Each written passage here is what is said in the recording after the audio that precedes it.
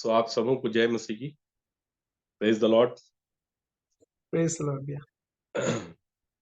माफ कीजिए, आज थोड़ा लेट हो गया। मेरी वाइफ की नाइट ड्यूटी थी, छोड़ने चला गया था उसको। और इससे पहले कि हम वचन के भाग में जाए, आज हमारे लिए दो विषय हैं प्रार्थना के।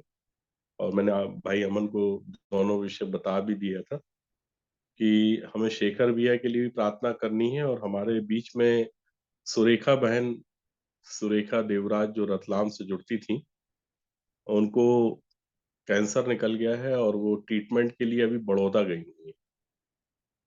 और आज उनका फोन आया तो उन्होंने बोला है मुझसे व्यक्तिगत रूप से कि बहन बेला को, बहन ज्योति को और जितने भी हमारे प्रार्थना योद्धा हैं उन सबको बता दें कि वो उनके लिए निरंतर प्रार्थना करें, क्योंकि काफी फैल भी गया है वो। और वो कह रही थी कि ये सब जो लोग हैं प्रार्थना करते हैं वो बकायदा लिस्ट बनाते हैं, सबके नाम भी लिखते हैं। तो प्रार्थना में आप उनको स्मरण रखें ताकि परमेश्वर उनको जल्द से जल्द चंगाई दे, चंगाई प्रदान करे और हमारे बीच में फिर से उपस्थित करे, कि वो इस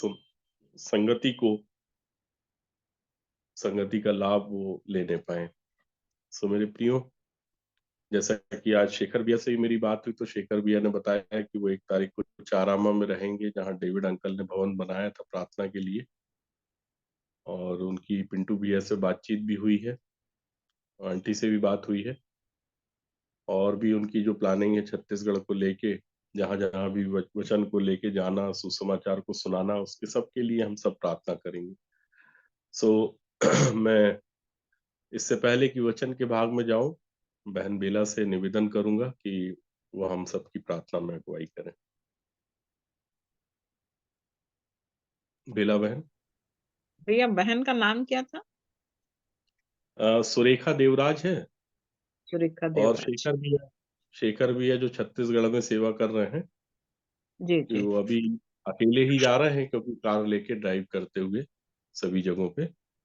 तो जी सुरेखा बहन और शेखर भैया के लिए विशेष रूप से प्रार्थना करनी है। आइए प्रार्थना करेंगे।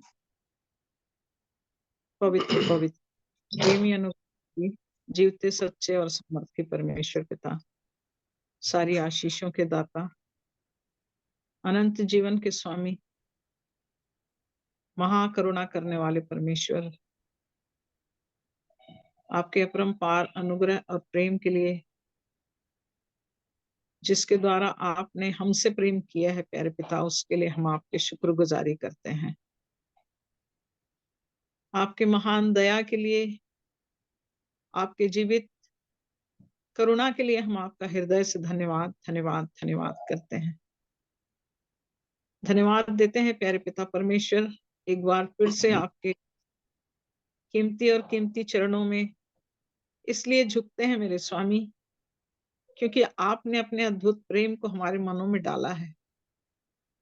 हम जो पाप से अज्ञात थे प्रभु, आपने हमारे जीवन में अपने प्रिय पुत्र के द्वारा पाप से छुड़ाए जाने के लिए अपने बेटे को भेजकर हम पर रहम किया है प्यारे यीशु मसीह। उस जीवित लहू से हम आपका धन्यवाद धन्यवाद धन्यवाद देते हैं, जिससे हमें पापों से छुटकारा और क्षमा मिलती है। आपके क्रूस पर बहाए हुए लहू के लिए आपका धन्यवाद धन्यवाद धन्यवाद देते हैं। इस रात्रि के समय प्यारे पिता, आज इस पवित्र दया के लिए जो आपने हम में से हर एक के जीवन में प्रकट किया है प्यारे पिता, हम आपके कलाम के द्वारा आपकी नजदीकी को अपने जीवन में महसूस करते हैं, क्योंकि अपने वचन से बातचीत करते हैं प्यारे पिता। अपने वचन ही के द्वारा आप हमें आज्ञा मानना सिखाते हैं।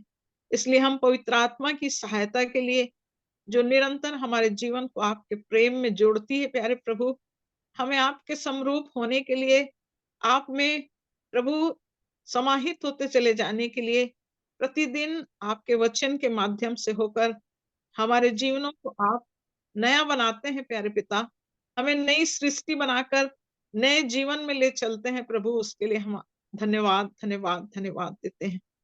इस रात्रि के समय प्रभु हम विशेष रीति से आपके चरणों के पास आते हैं और इस झुंड में प्रभु जी जितनी देर हम यहाँ बैठे, बहुत से विचारों के अंदर, बहुत सी बातों के अंदर आपके वचन के प्रगटीकरण को लेकर कि हमें कैसे आपके मसीही जीवन को अपने अंदर लेकर चलना है, कैसे हमें अच्छी संगति में अपने जीवन को बढ़ाना है, कैसे बुरी संगति से हमको अपने आप को अलग करना है, और प्रतिदिन की सहभागिता में आत्मा के फलों से भरते हुए, हाँ प्रभु, इन गवाहियों को सुनकर हम प्रतिदिन अपने जीवन में उन फलों को ढूंढे प्रभु, कि सचमुच यदि आप हमारे अंदर उस फल को ढूंढने के लिए आए प्रभु, तो हम खाली ऐसा पेड़ नहीं रहे प्यारे पिता, कि प्रभु जी आपको देखकर हम पर गुस्सा आए या क्रोध आए, और आप प्रभु जी कहें कि फिर से इसमें कभी फल नहीं लगने पाए, परंतु प्रभु हमारे अंदर वो फल दिखाई दे सके मेरे राजा, ताकि प्रभु उस फल के द्वारा हम आपकी महिमा का कारण बने रहें, और आपकी आशीषों का भाग हमारे जीवन में बना रहे और प्रतिदिन बढ़ता चला जाए।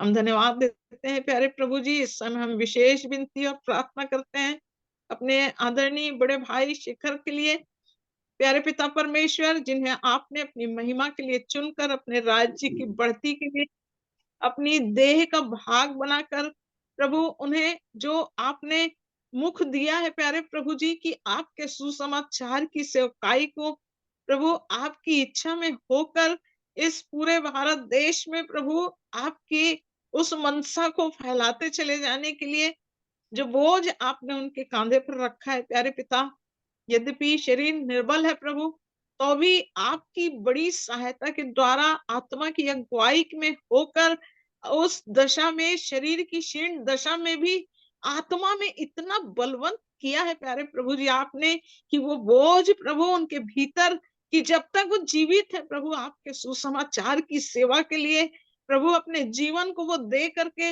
उन स्थानों तक पहुंचना चाहते हैं जहां जहां आपकी मर्जी है प्रभु, जहां जहां आप चाहते हैं प्रभु किसी एक आत्मा को वो प्रभु को नाश होने से बचा ली जाए, उस सुसमाचार को सुनाने के लिए प्रभु आप अपने पुत्र को भेजकर अपने कार्य को करते हैं प्यारे पिता। इसलिए प्रभु हम बड़े ढाढ़स के साथ, बड़े हिम्मत के साथ, बड़े हियाव के साथ प्रभु उस सारी निर्बलताओं के बीच भी आपके सुसमाचार को फैलाने के लिए आपके बेटे के जीवन में उस बड़ी आशीष को हम आपसे मांगते हैं प्यारे प्रभु जी।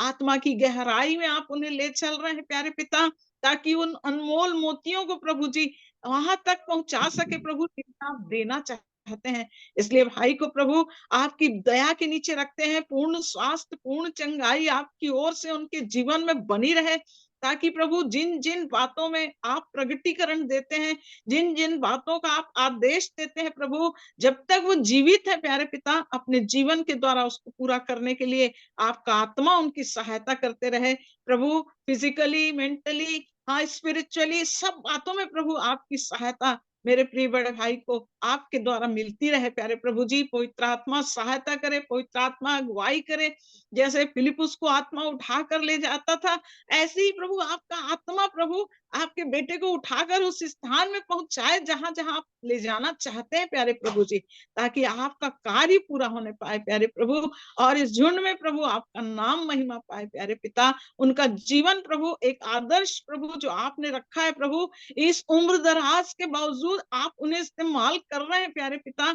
आपने प्रभु अपनी बड़ी दया के द्वारा उन्हें अब तक बहुत से स्थानों में, बहुत सी आत्माओं के जीवन में प्रभु अपने प्रकाश को फैलाया है, एक ज्योति बनाकर रखा है प्यारे प्रभु, उसके लिए हम आपका धन्यवाद धन्यवाद धन्यवाद देते हैं। अपनी प्रिय बहन सुरेखा देवराज को प्रभु हम आपके हाथों में समर्पित करते हैं। ओ मेरे प्यारे पिता परमेश्वर, आपके पवित्र पवित्र पवित्र लहू को मेरी बहन के देह प्राण आत्मा के लिए मांग लेती हूँ प्यारे पिता। इसी घड़ी प्रभु यीशु मसीह आपका जीवित लहू उस कैंसर के उन स्थानों, उन भागों के अंदर लगा दीजिए प्यारे प्रभु जी, ताकि यीशु मसीह के नाम से वो देह प्राण आत्मा में अद्भुत चंगाई को महसूस कर लेने पाए प्यारे पिता। आत्मा की अगुवाई में जो ट्रीटमेंट चल रहा है प्यारे प्रभु जी, आपकी दया के द्वारा पूर्ण शिफा और पूर्ण चंगाई मेरी बहन को मिलने पाए प्रभु। यीशु मसीह के नाम से वो कैंसर के कीटाणु नाश किए जाए, उसके लहू से धुल जाए प्यारे प्रभु जी। आत्मा की अगुवाई और सहायता को बहन के लिए मांग लेते हैं, एक जीवित विश्वास उनके अंदर कार्य करने पाए, आपकी मदद और सहायता चाहते हैं। भाई जो वचन बोलना चाहते प्रभु आपके हाथों में समर्पित करते हैं, उनके जीवन की सारी दशा को आप भली-भांति जानते हैं प्यारे प्रभु जी, और आत्मिक गहराइयों में और आत्मिक सच्चाइयों में और आत्मिक उन्नति करते हुए प्रतिदिन आपके उस प्रेम के द्वारा बहुतों के लिए आशीष का कारण बने रहें। पूरे परिवार पर आपका अनुग्रह बना रहे। प्रभु, हम आपकी दया और सहायता चाहते हैं। सारी बातों के लिए धन्यवाद करते हुए जीवन, समय सब कुछ आपके हाथों में सौंप महिमा, आदर, जलाल यीशु मसीह आपको देते हुए विनती यीशु के नाम से मांग लेते हैं। सुनिए और कबूल कीजिए। आमीन। आमीन। सो धन्यवाद देते हैं बहन बिला को इस सुंदर प्रार्थना के लिए। और ये एक बड़ा बोझ होता है मेरे प्रियो की जो भी प्रार्थना योद्धा हमारे बीच में होते हैं। आज जैसे आज हम लोग भी जो वचन की सेवकाई करते हैं, ये उन्हीं की प्रार्थनाओं का प्रतिफल है मेरे प्रियो की परमेश्वर हमें अद्भुत रीति से उन लोगों के बीच में लेके जाता है जहां जिन्होंने परमेश्वर के सत्य वचन को सुना नहीं। और आज बड़ा अच्छा लगा मुझे एक बात सुन के कि शेखर भैया से जब मेरी बात हो रही थी, शेखर भैया का आज सुबह फोन आया था मेरे पास में तो कहते हैं कि बस एक ही इच्छा है कि मनसा है पंकज की जहां पर आग नहीं लगी है वहां मैं आग जला दूं। मतलब एक दृष्टांत की रीति पे अद्भुत रीति से उन्होंने जो बात की। और जैसे ही उन्होंने कहा तो मुझे एक गाना भी याद आ गया जो हम लोग प्राय गाते भी हैं, आप लोगों को सबको पता भी होगा, एक आग हर दिल में है ना हमको लगाना है।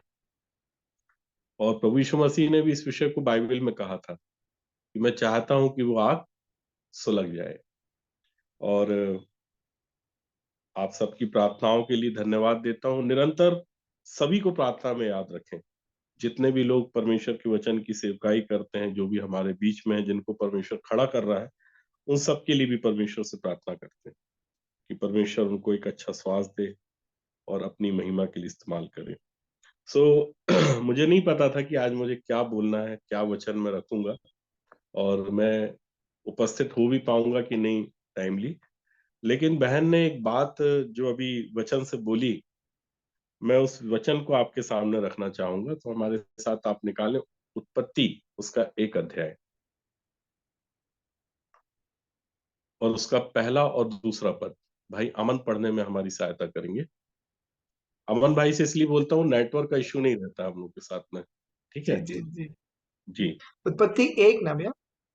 हाँ, उत्पत्ति उसका पहला अध्याय जी उसका एक। पहला और दूसरा पद। आदि में परमेश्वर ने आकाश और पृथ्वी की सृष्टि की।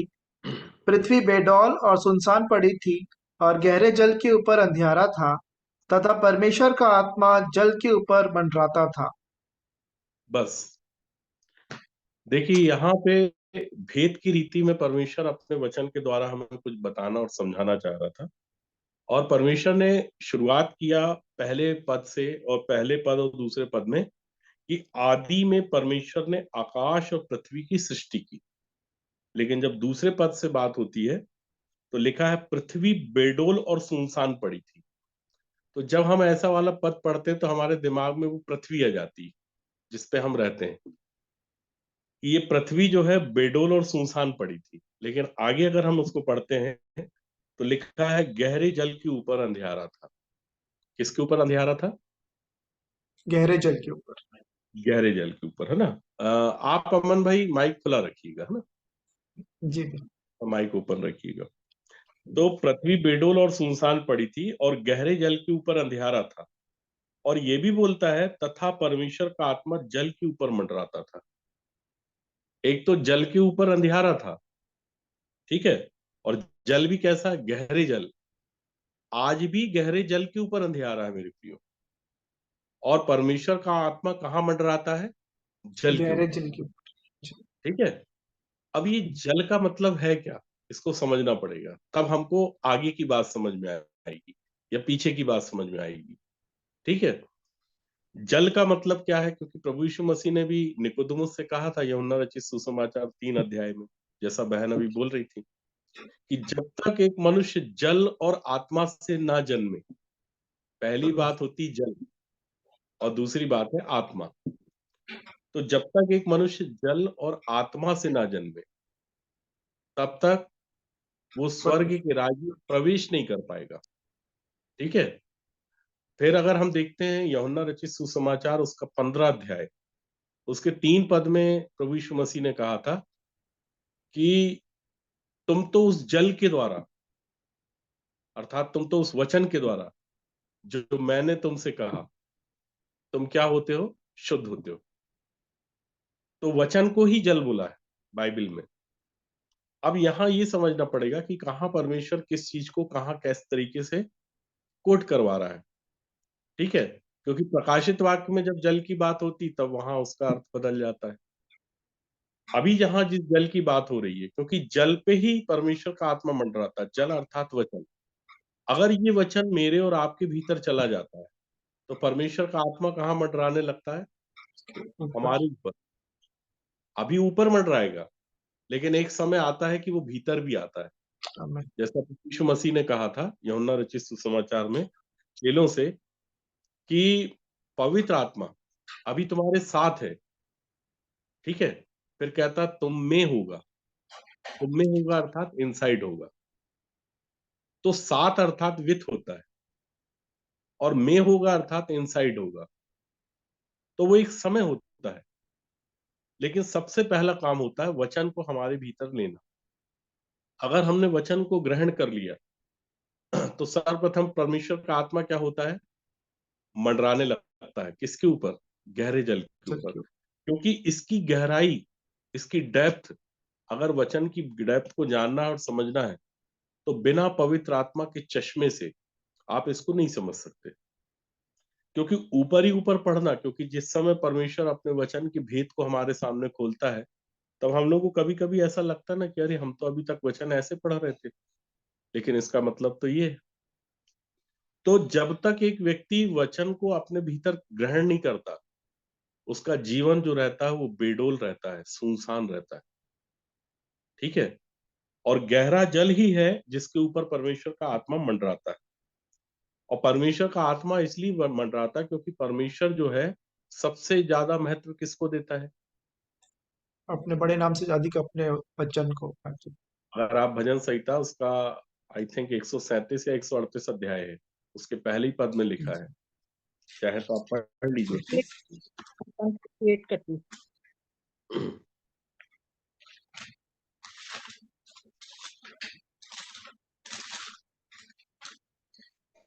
138 में, 138 में दूसरा पद।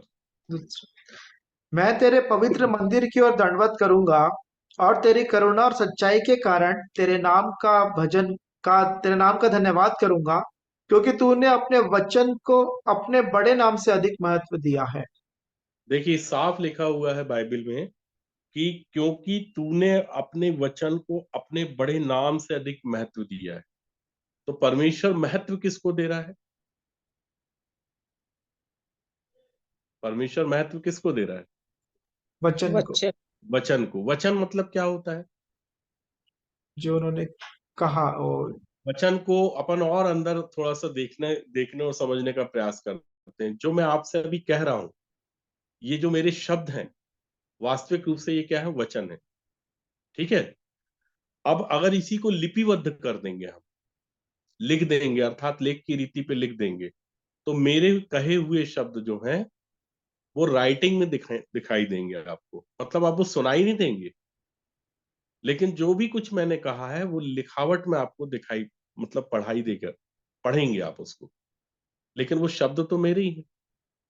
तो उसी तरह से परमेश्वर ने जो पूरी बाइबल उत्पत्ति से लेके मलाकी और मत्ती से लेके प्रकाशित वाक्य तक जो भी लिखे हुए जो शब्द हैं, अगर आप ये विश्वास करते हैं कि ये परमेश्वर की ओर से परमेश्वर ने कुछ लोगों को इसके लिए प्रेरित किया कि वो परमेश्वर के इन शब्दों को लिपिबद्ध करते हैं, तो ये परमेश्वर के वचन है। अब परमेश्वर चूंकि अपने बड़े नाम से अधिक महत्व किसको दे रहा है? अपने वचन को वचन दे रहा है। और अगर परमेश्वर अपने वचन को इतना महत्व दे रहा है मेरे प्रियो, तो हमें परमेश्वर के वचन को कितना महत्व देना है? देना है कि नहीं? जी, सबसे ज्यादा। अक्षरस जैसा परमेश्वर ने कहा है हम उसको अपने जीवन में फॉलो कर लें, तो फिर ये जो है पृथ्वी, जिसको परमेश्वर बेडोल बोल रहा है, सुनसान बोल रहा है, ये सुनसान और बेडोल नहीं होगी। क्यों नहीं होगी? क्योंकि परमेश्वर का आत्मा तो जल के ऊपर मंडरा रहा है, और मन किस जल के ऊपर मंडरा रहा है? गहरे जल के ऊपर। ठीक है, अब इस गहराई को थोड़ा सा हम और समझने का प्रयास करते हैं ना। हमारे साथ आप निकालें लूका रचित सुसमाचार, उसका 5वां अध्याय।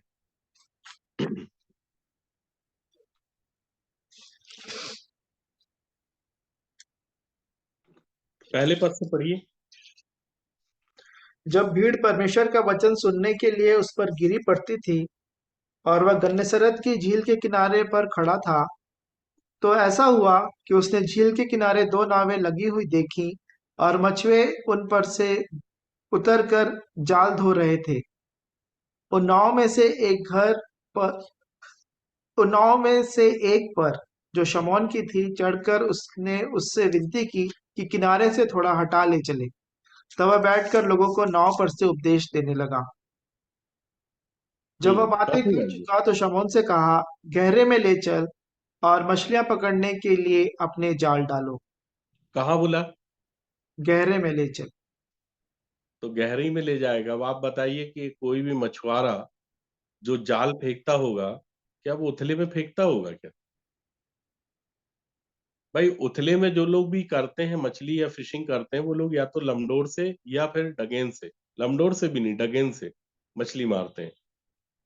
वो लगभग 5 फुट, 10 फुट, 12 फुट की जो हाइट रहती है, मतलब जो डेप्थ रहती है, उसमें डगेन से मछली मारी जाती है। जो लमडोर से मछली मारते हैं वो लोग बहुत डेप्थ में फेंकते हैं अपने लमडोर को। लेकिन जो लोग जाल फेंकते हैं वो लोग कभी भी उथले पुथले में नहीं फेंकते हैं, वो लोग तो गहराई में फेंकते हैं। अब ऐसे व्यक्ति से जो स्वयं मछुआरा है, पतरस मछुआरा था, अब प्रभु यीशु मसीह उससे बोल रहे हैं गहरे में ले चल। तो इसका कहने का मतलब क्या है? असल में होता है ये कि हम जब बाइबल को पढ़ते हैं ना, तो हम उस तरीके से नहीं पढ़ते जिस तरीके से परमेश्वर ने उसको लिखवाया है, या जिसका परमेश्वर हमको भेद बताना चाह रहा है। तो पतरस से उसने यही बोला कि जब बातें कर चुका तो शमौन से कहा, गहरे में ले चल और मछलियां पकड़ने के लिए अपने जाल डालो। मतलब गहरे में जाल डलवाना चाह रहा था प्रभु यीशु मसीह। आगे क्या होता है आप देखिए। उस बातचीत के दौरान जब पतरस से बातचीत चली रही है, या जो भी परमेश्वर का पुत्र प्रभु यीशु मसीह पतरस के साथ जिस काम को करने वाला है या कर रहा है, उसके साथ होने क्या वाला है, देखिए। अब पढ़िए, आगे पढ़िए। शमौन ने उसको उत्तर दिया, हे स्वामी, हमने सारी रात मेहनत की और कुछ ना पकड़ा, तो भी तेरे कहने से जाल डालूंगा। हम्म। जब उन्होंने ऐसा किया तो बहुत मछलियां घेर लाए और उनके जाल फटने लगे। अब एक और चीज देखिए आप, कि इन लोगों ने क्या हुआ कि जाल तो डाला, और जाल डालने के बाद बहुत सी मछलियां पकड़ भी ली, और पकड़ने के बाद इनके क्या होने लगे? जाल फटने लगे। फटने लगे। ठीक है। अब इन सब के बहुत बड़े बड़े भेद हैं एक्चुअल में, क्योंकि जाल फटने लगे, गहरे में लेके जाना। अब अभी तो समय का अभाव है, परमेश्वर ने चाहा तो इस विषय को आपके सामने रखेंगे, लेकिन इन बातों से आपको कुछ बात समझ में आ जाएगी कि वास्तव में परमेश्वर ने भेद की रीति पे कुछ बातें छुपा के रखी। तो यहाँ पे होता यह है कि जाल फटने लगते हैं। आगे पढ़ते जाइए। इस पर उन्होंने अपने साथियों को, जो दूसरी नाव पर थे, संकेत किया कि आकर हमारी सहायता करो। और उन्होंने आकर दोनों नावें यहाँ तक भर ली कि वे डूबने लगी।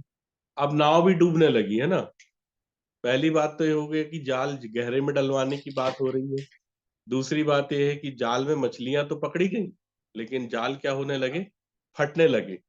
अब उस जाल में से निकाल के जो मछलियों को नावों में शिफ्ट किया जा रहा था, वो नावें भी डूबने लगी। ठीक है, आगे पढ़िए। यह देखकर शमौन पतरस यीशु के पांव पर गिरा और कहा, हे प्रभु, मेरे पास से जा, क्योंकि मैं पापी मनुष्य हूँ। अब बताइए आप कि प्रभु यीशु मसीह ने ऐसा क्या कह दिया पतरस से कि पतरस ने इस बात का अंगीकार कर लिया कि हे प्रभु, तू मेरे पास से चला जा। क्यों? क्योंकि मैं एक पापी मनुष्य हूं। अब आप बताइए कि अगर कोई भी व्यक्ति किसी के साथ में अगर इन कामों को कर रहा है, तो यहाँ पाप की बात कहां से आ जाती है? क्या प्रभु यीशु मसीह ने बोला पतरस तू पापी है? क्या प्रभु यीशु मसीह ने बोला कि तू अपराधी है? वो तो उसके काम में उसका सहयोग कर रहा था, क्योंकि वो मछली पकड़ने वाला था, एक मछुआरा था। तो मछुआरे का तो वो सपोर्ट कर रहा था मछली पकड़ने में, गहरे में ले गया, सारी रात इन लोगों ने मेहनत करी, मछली नहीं पकड़ी। वो ये भी कह रहा है कि प्रभु तेरे कहने से जाल डाल रहे हैं, नहीं तो हम तो पूरी रात मछली पकड़े हैं और हमसे बड़े थोड़ी ना हो आप। हम लोग तो मछुआरे हैं, हम रात दिन यहाँ बैठे रहते हैं, लेकिन आपको तो हम पहली बार देख रहे हैं, आपको तो पता भी नहीं कि कहाँ पे जाल डालना है कहाँ नहीं डालना। लेकिन प्रभु यीशु मसीह ने जैसा जैसा उससे कहता गया वैसा वैसा वो करता गया। और एक बड़ी अजीब बात उसने अपने जीवन में देखी कि इतने सालों से, इतने वर्षों से मछली पकड़ रहे हैं, लेकिन आज तक इतनी मछली नहीं पकड़ाई आई कि जाल फटने लगे हों। और इतनी इतनी मछली मछली पकड़ में आ गई है कि ये मछली जब हम नावों में शिफ्ट कर रहे हैं तो वो नाव भी डूबने लग गई। और यहीं उसको ऐसा कुछ लगने लग गया कि मैं जिसके साथ हूं यही है सृष्टिकर्ता, यही है परमेश्वर का पुत्र। और उस परमेश्वर की महिमा को पुत्र में उसने देखा। कैसे, जैसा लिखा हुआ है ना यूहन्ना रचित सुसमाचार में कि मूसा तो व्यवस्था के द्वारा दी गई, लेकिन अनुग्रह और सच्चाई जो है प्रभु यीशु मसीह के द्वारा प्रकट हो रही थी। तो ये सब पर प्रकट हो रही थी।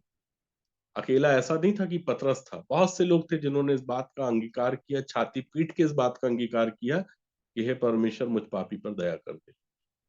और पतरस ने भी एग्जैक्टली यही किया कि हे प्रभु मेरे पास से जा, क्योंकि मैं तो पापी हूं लेकिन आप ऐसे नहीं हो। ठीक है, एक घटना ये होती पहली। और एक और घटना का दर्शन कराते, क्योंकि प्रभु यीशु मसीह ने इन्हीं चेलों से ये कहा था कि मेरे पीछे चले आओ तो मैं तुमको मनुष्यों का पकड़ने वाला बनाऊंगा। ठीक है, तो सारे मछुआरे जो हैं वो मछली नहीं पकड़ते। हम लोग की ऐसी थॉट्स होती कि सारे मछुआरे हैं तो सारे सारे मछुआरे क्या कर रहे हैं, मछली पकड़ रहे हैं। एक्चुअल में मछली पकड़ने वाला जो था ना वो पतरस था। ठीक है, इसका थोड़ा सा आपको मैं थोड़ा सा पीछे ले चलता हूँ। इतना बड़ा भेद तो अभी मेरे हिसाब से कि पॉसिबल नहीं है कि इसको मैं बता सकूं। आप हमारे साथ जल्दी से आइए मत्ती रचित सुसमाचार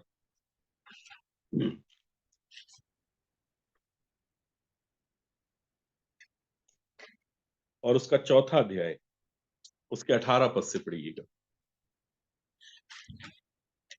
गलील की झील के किनारे फिरते हुए उसने दो भाइयों अर्थात शमौन को, जो पतरस कहलाता है, और उसके भाई अंद्रयास को झील में जाल डालते देखा, क्योंकि वे मछुए थे।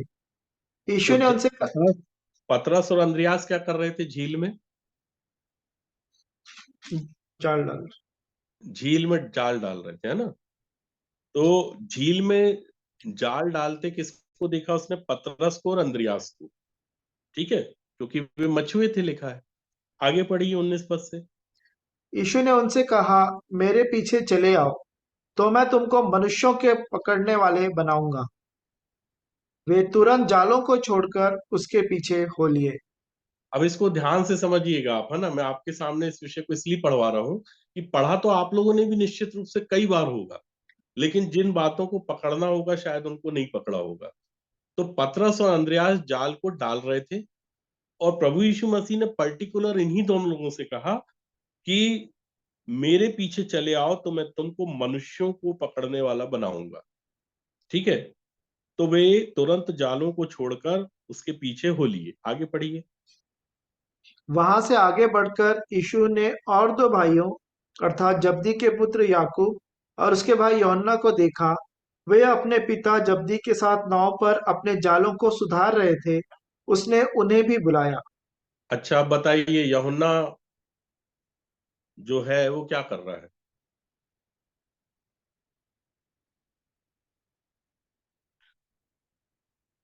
अपने जालों को सुधार रहे थे, कौन कौन? याकूब और उसके भाई यूहन्ना।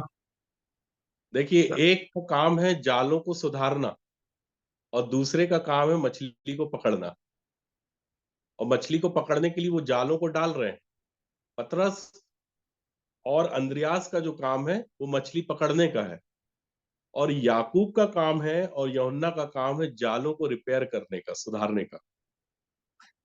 ठीक है, और अगर ये जाल सही नहीं होगा तो फिर ये समझ जाइए कि वो तो फटेगा ही फटेगा। और अगर जाल सही नहीं होगा तो ये भी समझ लीजिए कि मनुष्य तो पकड़ा ही आएंगे, लेकिन जहां से जाल फटा होगा ना वहां से निकल भी जाएंगे। ठीक है, तो जाल सही बनाना है। और जाल जिस तरीके से रस्सियों से बनता है या धागे से बनता है या तांत से बनता है ना, उसी तरह से अगर आपको मैं इसका एक दर्शन में बता दूं कि जितने लोग आज इस मीटिंग में जुड़े हुए हैं, अगर सब एक दूसरे का हाथ पकड़ ले तो क्या बन जाएगा? एक घेरा बन जाएगा, एक जाल बन जाएगा। ठीक है, अब एक दूसरे के ऊपर सब एक दूसरे का हाथ पकड़ते जाइए। अब इसके बीच में अगर कोई आएगा तो क्या हो जाएगा? वो फंस फंस जाएगा। जाएगा। समझ रहे हैं आप? लेकिन जाल कमजोर नहीं होना चाहिए, क्योंकि जहां से भी जाल कमजोर हुआ वहां से वहां से क्या होगा? निकल जाए, छूट जाए। मछली निकल जाएगी, अर्थात मनुष्य निकल जाएगा, क्योंकि वो तो मनुष्यों को पकड़ने वाला बना रहा है। अब एक दर्शन आपको और दिखाता हूँ यूहन्ना रचित सुसमाचार से। देखिए, है ना, यहाँ पे जाल फटने लगे थे, नाव डूबने लगी थी, और प्रभु यीशु मसीह को ये कहना पड़ा था कि गहरे में ले चल। लेकिन यूहन्ना रचित सुसमाचार उसका 21 अध्याय निकालिए।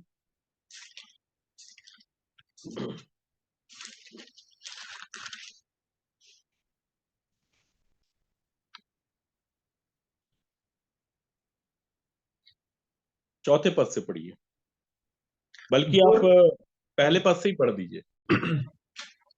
इन बातों के बाद यीशु अपने आप को तिबेरियास झील के किनारे इन बातों के बाद यीशु ने अपने आप को तिबेरियास झील के किनारे चेलों पर प्रकट किया और इस रीति से प्रकट किया।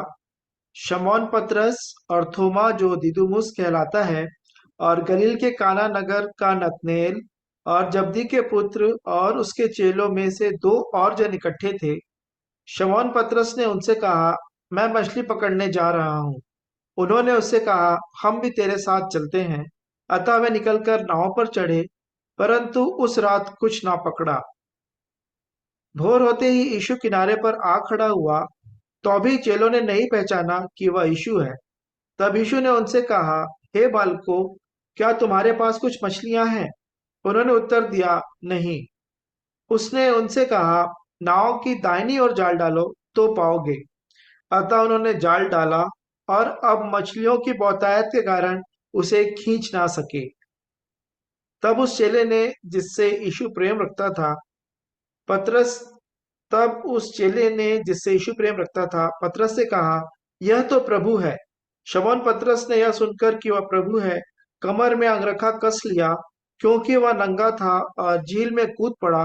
परंतु दूसरे चेले डोंगी पर मछलियों से भरा हुआ जाल खींचते हुए आए, क्योंकि वे किनारे से अधिक दूर नहीं, पर कोई 200 हाथ पर थे। देखिए, अब यहाँ पे भी एक घटना हो रही है जो लूका से कुछ कुछ मिलती जुलती है।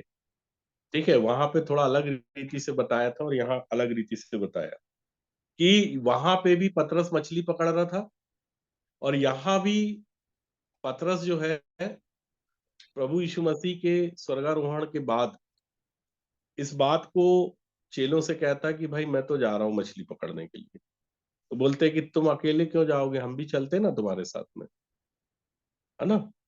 और 7 पद में जब हम पढ़ते हैं कि यीशु जिससे प्रेम रखता था, अर्थात यूहन्ना पतरस से कहता है ये तो प्रभु है। तो शमून पतरस ने यह सुनकर कि वह प्रभु है कमर में अंगरखा कस लिया, क्योंकि वह नंगा था, और झील में कूद पड़ा। तो तब भी उसकी वही कंडीशन थी और अब भी वही कंडीशन है। तब भी उसने अपने पाप को प्रभु यीशु मसीह के सामने स्वीकार किया था, और आज भी इस बात को वो स्वीकार कर रहा है, क्योंकि जैसे ही प्रभु के सामने आ रहा है तो वो छुप रहा है। और छुपता कब है आपको मालूम है? मनुष्य। और पतरस की भी यही दशा हो गई। इसलिए जब लूका रचित सुसमाचार में जब पतरस से प्रभु यीशु मसीह बात कर रहे थे, लूका रचित सुसमाचार अगर आप उसका 22 अध्याय उसके 31 पद के आगे पढ़ेंगे कि शमोन हे शमोन, पतरस से बोलता है प्रभु यीशु मसीह कि शमोन हे शमोन, देख शैतान ने तुम्हें मांग लिया है कि गेहूं के समान फटके। ठीक है, और आगे बोलता है प्रभु यीशु मसीह की परंतु मैंने तेरे लिए विनती की कि तेरा विश्वास जाता ना रहे। आज क्या हुआ? विश्वास में ये लोग कमजोर हो गए। तो प्रभु यीशु मसीह ने इनके लिए पहले ही प्रार्थना कर दिया था और ये कहा था कि तेरा विश्वास जाता ना रहे, इसके लिए मैंने पहले ही विनती कर दी परमेश्वर से। और ये भी बोला कि जब तू फिरे, मतलब अभी तक पूरी तरह से फिरा नहीं था पतरस, इसलिए तो वापस मछली पकड़ने चल दिया था। तो प्रभु यीशु मसीह ने उससे कहा था कि जब तू फिरे तो अपने भाइयों को स्थिर करना, और जब तक तू नहीं फिरेगा तेरे भाई स्थिर नहीं होंगे, तू तो खुद लड़खड़ा रहा है, दूसरे को कैसे स्थिर करेगा। तो स्थिरता देखिए कितना बड़ा विषय है। हम आपके सामने हमेशा बोलते हैं ना, शुद्धता, पवित्रता, ठीक है, सिद्धता, स्थिरता, बलवंत होना। तो पतरस स्थिर नहीं हुआ था उस समय तक, और स्थिर नहीं हुआ था इसलिए तो पुराना काम पकड़ लिया था फिर से उसने। प्रभु को फिर से वहीं पकड़ना पड़ा, जहां से पकड़ के लाया था ना प्रभु यीशु मसीह ने पतरस को, वहीं से जाके पतरस को फिर पकड़ा प्रभु ने। क्यों पकड़ा? कि तुम मेरे पीछे चलो तो मैं तुमको पकड़ने वाला बनाऊंगा, मनुष्यों के मनुष्यों पकड़। का पकड़ने वाला। आगे पढ़िए अमन भाई। 9 वचन में 21 का ना, यूहन्ना। जी जी। हाँ। जब वे किनारे पर उतरे तो उन्होंने कोयले की आग और उस पर मछली रखी हुई और रोटी देखी।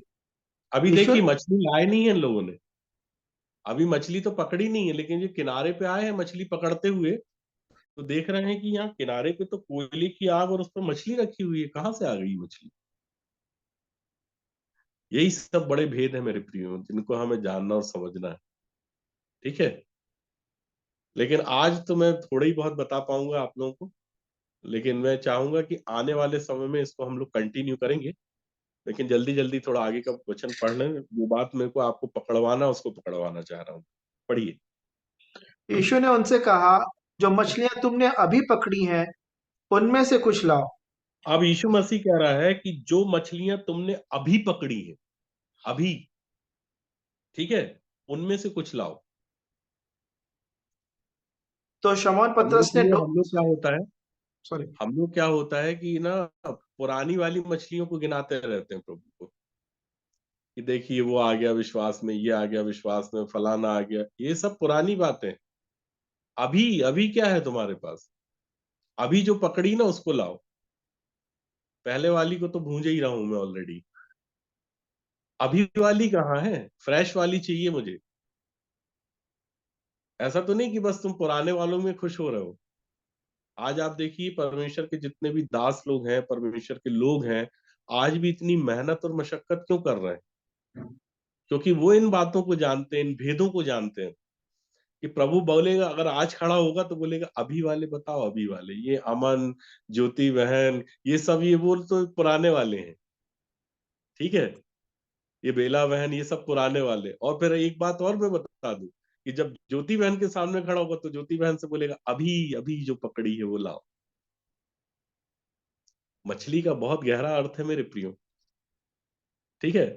अभी वाली चाहिए। तो आगे देखिए अभी वाली में क्या होता है, पढ़िए।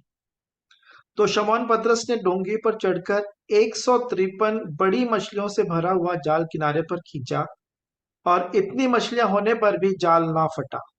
अब बताइए ये लिखने का क्या मतलब था?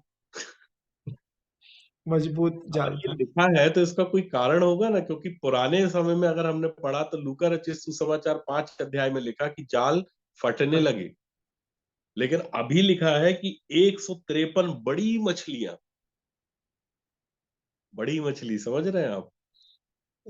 बड़ी मछली चाहिए उसको, अब छोटी वोटी से काम नहीं बनेगा। मेरे पीछे चले आओ तो मैं तुमको मनुष्यों को पकड़ने वाला बनाऊं। मनुष्यों को पकड़ने वाला, बड़ी मछली। और जब बड़ी मछली पकड़ाई आएंगी ना, तो वो चाहे 153 हो, चाहे 152 हो, चाहे 150 हो, और इतनी बड़ी मछली पकड़ने के बाद भी जाल नहीं फटेगा। तो प्रभु अपने वचनों के द्वारा हमको कुछ बताना और सिखाना चाहता है मेरे प्रियो, ठीक है ना, कि हम उसकी डेप्थ को जाने, उसकी गहराई को जाने, ठीक है। आप जब इनने 157, वन कितनी है, 153, 153, कि 153 बड़ी मछलियों से भरा हुआ जाल किनारे पे खींचा, और इतनी इतनी मछलियां होने पर भी उनके जाल नहीं फटे। तो क्या हुआ 12 पद में? यीशु ने उनसे कहा, आओ भोजन करो। चेलों में से किसी को साहस ना हुआ कि उससे पूछे, तू कौन है, क्योंकि हम्म। वे जानते थे कि यह प्रभु ही है। हम्म। यीशु आया और रोटी लेकर उन्हें दी, और वैसे ही मछली भी। हम्म। यह तीसरी बार है कि यीशु मरे हुए में से जी उठने के बाद चेलों को दिखाई दिया। यही है तरीका प्रभु यीशु मसीह का, कि अभी जो पकड़ी है ना, अगर आपने वो बताया तब वो आपके साथ भोजन करेगा। भोजन करने का मतलब क्या है? प्रभु यीशु मसीह का भोजन क्या है? शाकाहार, यूहन्ना में हमने पढ़ा है ना, पिता की इच्छा को पूरा करो।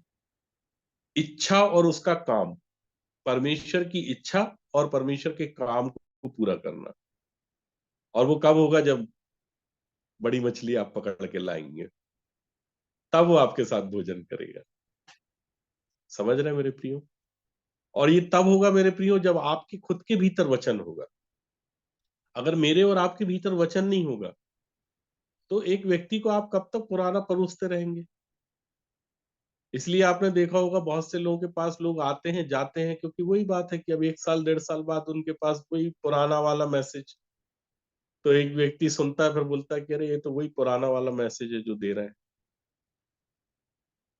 अब आप लोग समझ जाइए कि कहाँ ऐसे पुराने वाले मैसेज दिए जाते हैं। क्योंकि डायरी खुलती है, बाइबल के ऊपर वो डायरी रखी जाती है, बाइबल नीचे, डायरी ऊपर। तो वो ऑनलाइन मैसेज नहीं रहता, पुराना वाला रहता है। और प्रभु यीशु मसीह की जो भेड़ें हैं ना, उसको हरी हरी हरे हरे चारा चाहिए। भूसा उसका नहीं खाती वो, खली चुनी नहीं खाती वो। ठीक है। और परमेश्वर अपनी भेड़ों को हरी हरी चराइयों में चराता है, कचरा उसको नहीं चाहिए।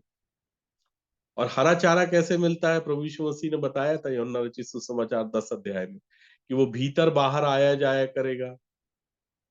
तो भीतर क्यों जाएगा? चारा लेने। बाहर क्यों आएगा? चारा देने। तो चारा उसके पास रहेगा जो भीतर जाएगा, और जो भीतर आएगा जाएगा और बाहर आएगा उसके पास चारा है, वो चारा दे देगा। तो परमेश्वर की इच्छा और परमेश्वर के काम को जब एक व्यक्ति पूरा करता है, तब परमेश्वर का पुत्र प्रभु यीशु मसीह कहता है कि आओ हम मेरे साथ भोजन करो। फिर वो मछली भी दे देगा आपकी पकड़ी हुई, और रोटी अपनी देगा, क्योंकि रोटी उनके पास नहीं थी। वो तो मछली पकड़ने गए थे, पानी के अंदर से कहाँ रोटी ले आएंगे? रोटी तो यीशु के पास है, क्योंकि जीवन की रोटी तो वही है ना।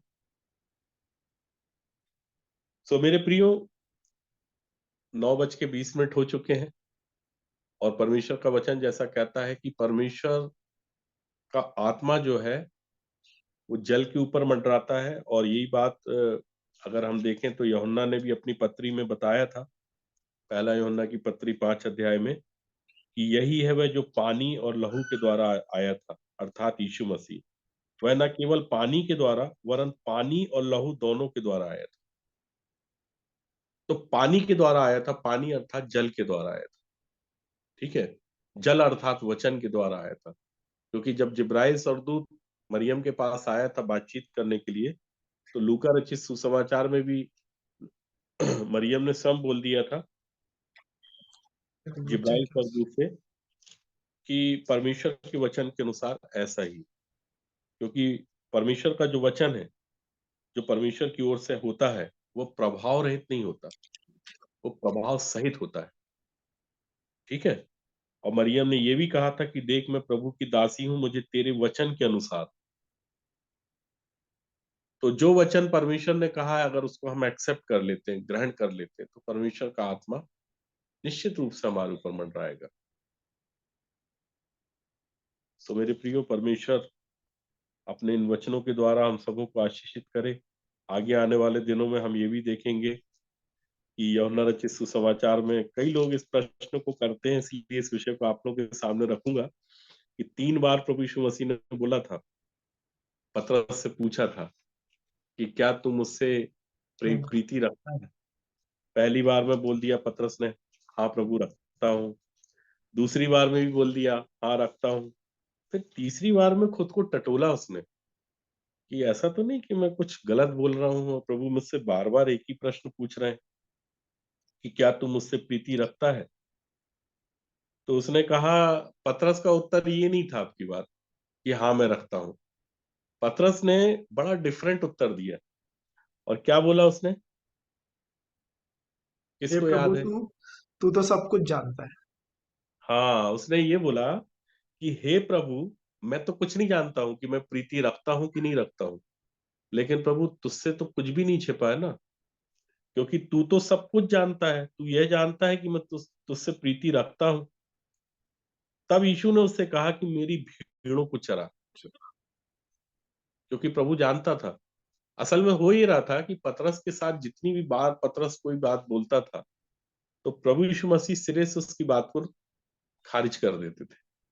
जैसे प्रभु यीशु मसीह से उसने कहा कि मैं तो तेरे लिए प्राण तक दे दूंगा, मैं तेरे लिए बंदी गृह तक चला जाऊंगा। प्रभु ने बोला अभी नहीं जा पाएगा तू। नहीं नहीं, मैं जाऊंगा प्रभु। तब प्रभु को बोलना पड़ा था कि मुर्ग के बांग देने के पहले तू 3 बार मेरा इनकार कर देगा। और फिर पतरस को स्मरण आया। उस समय तो वो डर गया, भयभीत हो गया, क्योंकि एक बार ऐसा भी हुआ कि जहां उसने बातचीत किया, एक स्त्री ने ये भी बोल दिया कि तू तो गलीली है, तू भी तो उन्हीं के साथ का है। और फिर ये भी लिखा है कि बाइबल में कि मनुष्य की बोली जो है उसका भेद खोल देती है ना।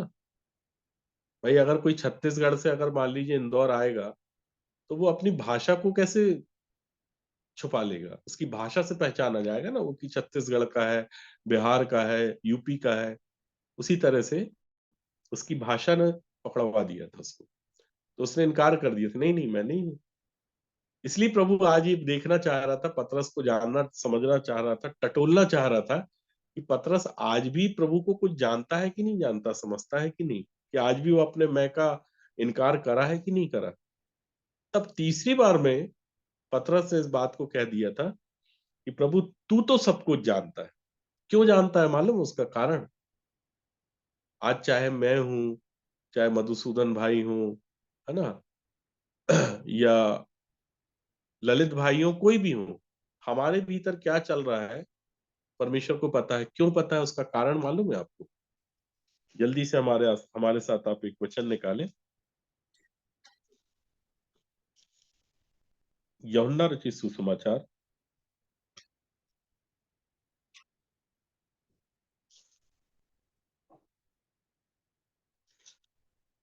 माफ कीजिएगा, पहला यूहन्ना की पत्री, जी।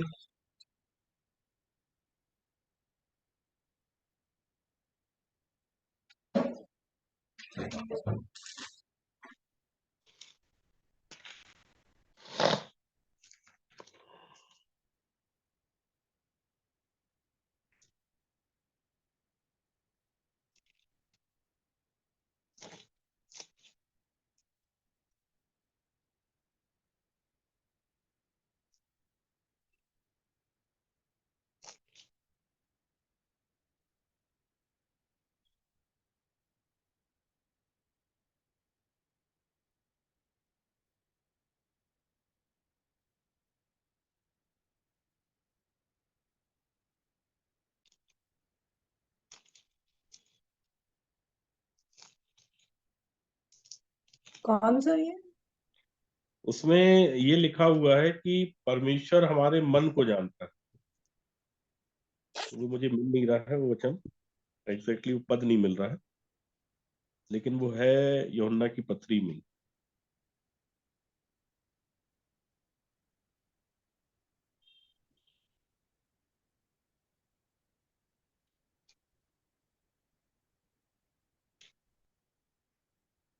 ये भैया ये जिसमें है, किसमें? ये क्या बोलते हैं, पहले ना 3 का 18 से आगे पढ़ेंगे तो। किसमें? पहला यूहन्ना 3 का 18 से आगे। हे बालकों, हम वचन और जीव ही से नहीं, पर काम और सत्य के द्वारा भी प्रेम करें। जी, 20 पद में लिखा हाँ है, हाँ, 20 में हाँ। क्योंकि परमेश्वर हमारे मन से बड़ा है, हाँ 20 में हाँ। सब कुछ जानता है, लिखा है।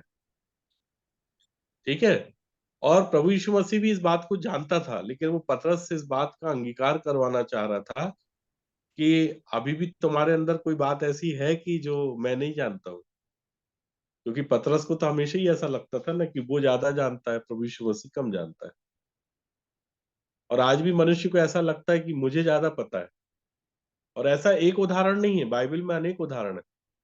हनन्याह से जब परमेश्वर ने बोला कि शमौन के लिए जाके प्रार्थना करो, माफ कीजिएगा पौलुस के लिए, तो वो जाके प्रभु को समझाने लगा, परमेश्वर को, प्रभु आपको नहीं पता, आप तो स्वर्ग में हैं, इसने तो बहुत सताया है, कलीसियाओं को घसीट घसीट के मारता था, बंदी गृह में डालता था। अब आप सोचिए कि जो परमेश्वर जिसने पूरी सृष्टि को बनाया, एक चेला परमेश्वर को ये बात बता रहा है कि प्रभु ये जो है ना, ये बहुत खराब व्यक्ति है, ये कलीसिया को सताने वाला है ना, इन लोगों को मारता था, पीटता था। अब आप सोचिए कि कैसा लग रहा होगा परमेश्वर को उस समय। तब परमेश्वर को क्या बोलना पड़ा था मालूम है आपको? एक चेले से क्या बोलना पड़ा था? हाँ, चलिए जल्दी से हमारे साथ निकालिए प्रेरितों के काम, प्रेरितों के काम और उसका 9वां अध्याय और उसके 10 पद से पढ़िए। दमिश्क में हनन्याह नामक एक चेला था। उससे प्रभु ने दर्शन में कहा, हे हनन्याह। उसने कहा, हाँ प्रभु। तब प्रभु ने उससे कहा, उठकर उस गली में जा जो सीधी कहलाती है, और यहूदा के घर में शाऊल नामक एक तरसुस वासी को पूछ, क्योंकि देख वह प्रार्थना कर रहा है। और उस और उसने हनन्याह नामक एक पुरुष को भीतर आते और अपने ऊपर हाथ रखते हुए देखा है, ताकि फिर से दृष्टि पाए। हनन्याह ने उत्तर दिया, हे प्रभु, मैंने इस मनुष्य के विषय में बहुतों से सुना है कि इसने यरूशलेम में तेरे पवित्र लोगों के साथ बड़ी बड़ी बुराइयां की हैं, देखिए, और देखा यहाँ नहीं था उसने, सुना है। हनन्याह ने देखा कुछ नहीं था। हनन्याह ने क्या किया था? सुना था। सुना। आज हम लोग के साथ भी ऐसे ही होता ना कि हमने अमन भाई के बारे में ऐसा सुना, ज्योति बहन के बारे में ऐसा सुना, मधुसूदन भाई के, अरे भैया तुमने तो कुछ देखा भी नहीं है। लेकिन जिसको आप बता रहे हो उसने तो देखा भी है और सुना भी है। तो ये परमेश्वर को ये बता रहा था कि परमेश्वर, मैंने इसके बारे में ऐसा ऐसा सुना है। तब परमेश्वर को इससे क्या बोलना पड़ा, आगे पढ़िए। और यहाँ भी इसको प्रधान याजकों की ओर से अधिकार मिला है कि जो लोग तेरा नाम लेते हैं उन सबको बांध ले। परंतु प्रभु ने उससे कहा, तू चला जा, क्योंकि वह तो अन्य जातियों और राजाओं और इसराइलियों के सामने मेरा नाम प्रकट करने के लिए मेरा चुना हुआ पात्र है। हाँ, और मैं उसे बताऊंगा कि मेरे नाम के लिए उसे कैसा कैसा दुख उठाना पड़ेगा। ये होती परमेश्वर को महिमा देना। कहते हैं ना, महिमा हो परमेश्वर आपकी, तो महिमा कैसे होती है? दुख उठा के। और इसलिए हनन्याह को बोलना पड़ा परमेश्वर को कि तू जा, चला जा, और जितना बोला गया ना उतना कर। ये सब मेरे को मत बता कि वो क्या करता था, क्या नहीं करता था। प्रधान याजकों पे अधिकार मिला हुआ है उसको कि जो लोग तेरा नाम लेते हैं उन सबको बांध ले, ये सब पूरी बिछाने लग गया वहां। लेकिन मेरे प्रियो, जब परमेश्वर के सामने एक व्यक्ति आता है ना, तो जैसा पौलुस कह रहा था, हर एक मुंह बंद किया जाएगा। वास्तव में परमेश्वर के सामने जब एक व्यक्ति आता है सच्चा अंगीकार करके, तो उसका मुंह बंद हो जाता है। मेरा भी हुआ। नहीं तो बहुत अननेसेसरी टॉक करता था, ये वो फलाना ढिमकाना, इसकी उसकी, सब बंद हो गया। क्योंकि जब परमेश्वर के पास आते ना, तो वो कहता हर एक मुंह बंद किया जाएगा। अब क्या बताओगे प्रभु को? क्या प्रार्थनाओं के विषय रखेंगे हम अपने? सब मालूम है, वो हमारे मन से बड़ा है, हमसे ज्यादा हमको जानता है, सोचिए। और यही बात थी कि पतरस भी अपने आप को कुछ जान रहा है, नहीं जान रहा है, समझ रहा है, इसलिए प्रभु पूछ रहा था बार बार, क्या तू प्रीति रखता है, क्या तू प्रीति। अब तीसरी बार में ना टटोलने लगा अपने आप को, सही बोल रहा हूँ कि नहीं, मैं रखता हूँ कि नहीं, लगता तो है मुझे कि मैं आपसे प्रीति रखता हूँ प्रभु, लेकिन अब क्या पता रखता हूँ कि नहीं। तब उसको बोलना पड़ गया कि प्रभु आप तो जानते हो, मैं भला ही ना जानूं, लेकिन आपको पता है कि मैं रखता हूँ कि नहीं रखता हूँ। संदेह खुद पे ही हो गया था उसको। लेकिन प्रभु को मालूम था कि ये प्रीति अब रखने लगा, और जब रखने लगा, जब तक परमेश्वर से प्रीति नहीं रखेंगे, परमेश्वर अपनी भेड़ों को चराने के लिए तो आपको नहीं देगा। एक बड़ी जवाबदारी है भेड़ों को चराना, ठीक है, क्योंकि भेड़ें कैसा खाकर खाती हैं? हरी हरी घास, ताजा ताजा वाला, न्यू न्यू वाला प्रकाशन, न्यू न्यू वाला दर्शन चरवाहे से उसको चाहिए, तब तो तंदुरुस्त होगी भेड़, हर एक साइड इफेक्ट से बचेगी वो। सो मेरे प्रियो, परमेश्वर अपने इन वचनों के द्वारा हमें आशीषित करे, ताकि हर एक वचन जो परमेश्वर की ओर से हमको दिया जाता है उसे हम ग्रहण करें, और इतना ग्रहण करते चले जाए मेरे प्रियो, कि हमारे अंदर वो जल जो है वो लबालब हो जाए। लबालब हो जाए अर्थात हमारे मुख से परमेश्वर का वचन निकलने लग जाए। जो बातें, जो भेद परमेश्वर हमें बताता है, अगर हम उसको अक्षरश पालन करते हैं, परमेश्वर की आज्ञाओं, विधियों, रीतियों, उसके नियमों को मानने में हम चौकस रहते हैं, तो परमेश्वर अपने हर एक भेद को हम पे प्रकट करेगा, एक एक बात बताएगा। क्यों जाल फटने लगा, क्यों नाव डूबने लगी, क्यों अब नाव नहीं डूब रही थी, क्यों पतरस ने जाके प्रभु यीशु मसीह के सामने अपने पाप का अंगीकार कर लिया। तो मेरे प्रियो, जब एक व्यक्ति परमेश्वर के समीपता में आता है, समीप आता है, ठीक है, उसके निकट ही एक व्यक्ति निर्दोष होता है, और क्या होता है? पवित्र होता है, जैसा हमने पिछले दिनों में इफिसियों की पत्री में देखा। उसके निकट आना होगा, अर्थात बाइबल को पढ़ना है, वचन को ग्रहण करना है। जो बातें परमेश्वर अपने लोगों के द्वारा हमें बताता है, समझाता है, अगर उसको हमने अपने जीवन में अंगीकार कर लिया, मान लिया, और उसके द्वारा अगर हमको हमारे भीतर कोई भी अंधकार दिखाई देता है, क्योंकि अगर उत्पत्ति आप पढ़ेंगे ना, क्योंकि समय का अभाव है इसलिए इस विषय को आपके सामने रखाया नहीं मैंने, आप दूसरा तीसरा पद जैसे जैसे पढ़ेंगे तो फिर वहां ज्योति की बात आई, कि परमेश्वर ने कहा उजियाला हो, तो उजियाला हो गया। तो उजियाला क्यों हुआ? क्योंकि गहरे जल के ऊपर परमेश्वर का आत्मा मंडरा रहा था। मंडराने के बाद जब गहरे जल के ऊपर आत्मा परमेश्वर का मंडराता है, तो हमारे भीतर हमको अंधकार भी दिखाई देने लगता है, क्योंकि व्यवस्था के द्वारा पाप की पहचान होने लगती है। जब पहचान होती है, तब हम उस बात को परमेश्वर के सामने मानते हैं, अंगीकार करते हैं, ठीक उसी तरह से जैसे पतरस ने अंगीकार किया, पौलुस ने किया। तब हमको परमेश्वर उजाले में लेके चलता है, ठीक है, अर्थात हमको अंधकार से निकालता है और प्रकाश में लेके आता है, और फिर प्रकाश में आने के बाद एक व्यक्ति वापस अंधकार में नहीं जाता मेरे प्रिय, ठीक है, और जाना भी नहीं चाहिए उसको। तो एक अच्छी शिक्षा में रहने के बाद एक व्यक्ति आत्मिक जीवन में उन्नति करता चला जाता है। इसलिए पौलुस भी जब प्रार्थना करता था, पतरस भी ये प्रार्थना करता था, तो उनका विषय ही ये था। कलीसिया के लिए वो चाहते थे आत्मिक रूप से उन्नति करते रहो, बढ़ते जाओ, अपने भीतर जो भी भावनाएं हैं, अर्थात जो बैर भाव, ये भी जितनी भी चीजें, इनको दूर करो, और आत्मिक निर्मल दूध की लालसा रखो।